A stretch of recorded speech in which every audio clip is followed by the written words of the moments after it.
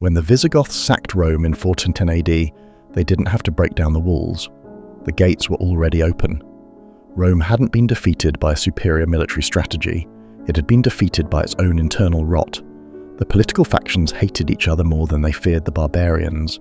They were so busy stabbing each other in the back in the Senate that they forgot to guard the perimeter. An empire rarely dies from murder. It almost always dies from suicide. We are told that the next great war will be fought with hypersonic missiles and drones. We are told to look at the sky, to watch the oceans, to fear the foreign adversary. This is a distraction. The war has already begun.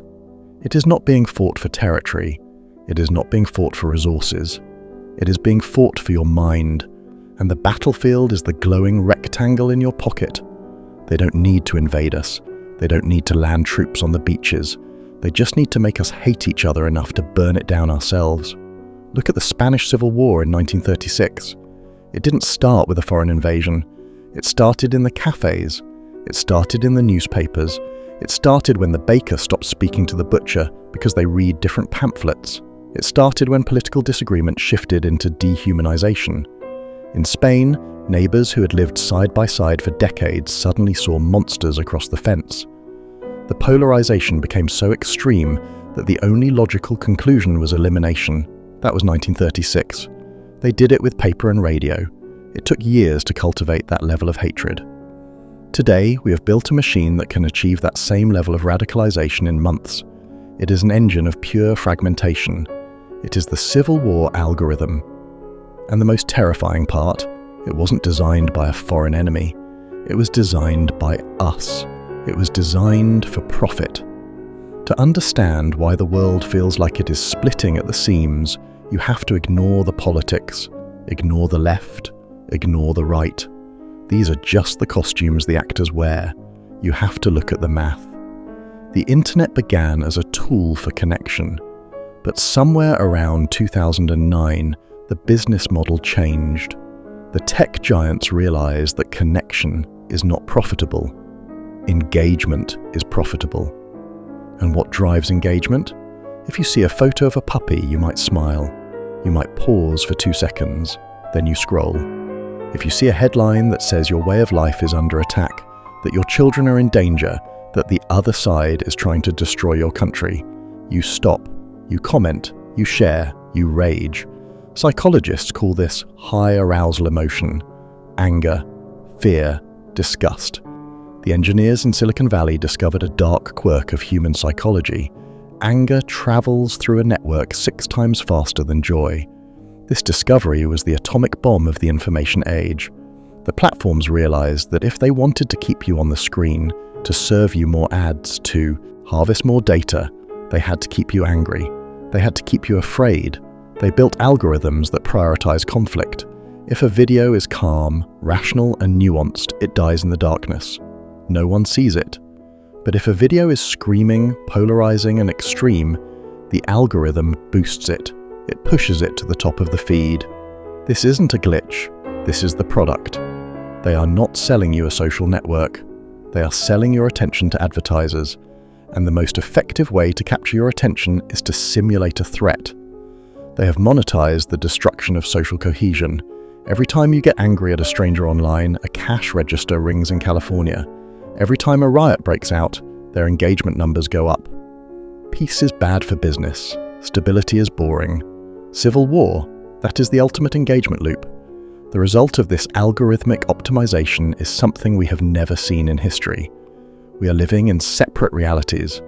In 1980, if you were a Democrat and I was a Republican, we watched the same nightly news. We argued about how to solve problems, but we agreed on what the problems were. We lived in the same physical and informational universe. Today, that universe has shattered. The algorithm learns what triggers you. It learns your biases, and then it feeds you a steady diet of confirmation. It constructs a tunnel of reality specifically for you. If you're on one side, you see a video of a police officer saving a child. If you're on the other side, you see a video of a police officer abusing power. Both videos might be real, but you only ever see one. Over time, this creates a 2-movie reality. Half the country is watching a horror movie, the other half is watching a comedy, and when they meet in the street, they look at each other like aliens. They cannot communicate. They cannot empathize, because they literally do not possess the same set of facts. This is how you prepare a population for conflict. You strip away their shared language. You strip away their shared history. You convince them that the person across the street is not a fellow citizen with a bad idea, but an existential threat to their survival. In the Spanish Civil War, this was called the othering. Once you label a group as the other, moral restrictions disappear. You don't have to treat them with dignity. You don't have to listen to them. You just have to defeat them. The algorithm is a machine that manufactures the other at an industrial scale. Who benefits from this? Follow the money, the media. The legacy media is dying. They are losing viewers to the internet. To survive, they have adopted the same tactics as the algorithms. Turn on the news. It is 24/7 crisis. It is 24/7 division. They have realized that objective reporting doesn't pay the bills. Outrage porn pays the bills. They need you to be terrified. They need you to believe that if the other guy wins the election, the world will end. Because if you believe that, you will keep watching. You will keep clicking. The politicians. In a gerrymandered, polarized system, the center is a kill zone. If you compromise, you lose. To win, you must appeal to the extremes. You must feed the beast. Politicians have become content creators. They don't legislate, they perform. They say the most outrageous things possible to get a clip on the news, to get a trend on Twitter. They are riding the algorithm to power, and the foreign adversaries. Do you think China and Russia aren't watching this? They don't need to build more aircraft carriers, they just need to build bot farms. There is evidence, massive evidence, that foreign intelligence agencies are amplifying both sides of every domestic conflict. If there is a race riot, they create accounts pretending to be white supremacists, and other accounts pretending to be radical revolutionaries. They jump into the comments. They throw gasoline on the fire. They want us to tear each other apart. They are using our own greed, our own technology, against us. It is the cheapest war ever fought. For the price of a few thousand servers and some AI software, they can destabilize a superpower. The most dangerous aspect of this is what it does to the individual mind. The algorithm triggers a primitive part of the brain, the amygdala, the fight or flight center. When this part of the brain is activated, the prefrontal cortex, the part responsible for logic, reason, and long-term planning, shuts down. You literally become stupider when you're in the engagement loop. You lose the ability to see nuance, you lose the ability to forgive, you revert to tribalism. My team good, your team evil. This is why political discourse today feels like a screaming match between toddlers. We are a nation of lobotomized dopamine addicts. We are seeing the rise of stochastic terrorism. This is when the media and the algorithms pump so much hate and paranoia into the atmosphere that violence becomes statistically inevitable. They don't tell a specific person to go commit a crime. They just turn up the heat until the pot boils over. And when it does, they act surprised. They say, "We didn't call for violence, but they built the stove, they lit the gas, and they profited from the heat." History moves in cycles. The historian Sir John Glubb analysed the life cycles of empires. He found that they all last about 250 years.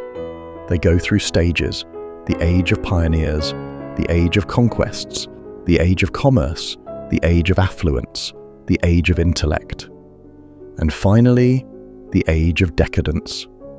We are in the age of decadence. The characteristics of this age are consistent across history: an influx of foreigners, a welfare state, a weakening of religion, and most importantly, internal political hatred. In the final stages of an empire, the society turns inward. Having conquered the world, having generated massive wealth, the people have nothing left to struggle against. So, they begin to struggle against each other. They invent micro-conflicts. They obsess over purity tests. They fragment into smaller and smaller tribes. The Civil War algorithm is simply the technological accelerant of this natural cycle. It is rushing us toward the end state at warp speed. In the English Civil War of the 1640s, the country was split between parliamentarians and royalists. Families were torn apart. The king was beheaded. It was a period of chaos that reshaped the world. But that war was fought with muskets and pikes. The speed of information was the speed of a horse. We are entering a period of conflict where the speed of information is the speed of light, where a rumor can travel around the world and incite a riot before the truth has even put its shoes on. How much tension can a system take before it snaps? Physics tells us that stress accumulates. You can bend a beam only so far. You can heat a boiler only so high. We are seeing the stress fractures now. The riots of 2020, the storming of the Capitol, the rise of separatist movements, the complete breakdown of trust in institutions. These are not isolated events. They are tremors before the earthquake. The math is broken. A society cannot function without a shared reality. It cannot function if half the population believes the other half is illegitimate. The algorithm is pushing us toward a balkanization, a breakup. We might not see armies marching on Washington. Modern civil wars don't look like Gettysburg. They look like the Troubles in Ireland. They look like Syria. They look like pockets of localized violence, crumbling infrastructure, and a federal government that loses control of the narrative. They look like a low-trust society. In a low-trust society, the economy collapses. You cannot do business if you don't trust the contract. You cannot walk the streets if you don't trust your neighbor. This is the end game of the engagement economy, the destruction of social capital. So, is it inevitable? Is the script already written? The architects of this system want you to think so. They want you to feel helpless, because if you feel helpless, you will stay on the platform. You will keep doom scrolling. But there is a way out. It is the hardest thing you will ever do. You have to reject the bait. You have to realize that the anger you feel when you look at your phone is manufactured. It is a synthetic emotion injected into your brain by a corporation that views you as a battery. The only way to win this war is to become a conscientious objector. Turn it off. I don't mean take a break, I mean starve the beast. Stop sharing the outrage. Stop engaging with the other side in the comment sections. Stop letting an algorithm dictate your emotional state. Rebuild the physical world. Talk to your neighbors. Not about politics, about the fence, about the garden, about the weather. You will find that the monster you saw on the screen is usually just a normal person trying to survive, just like you. The civil war only happens if we agree to fight it.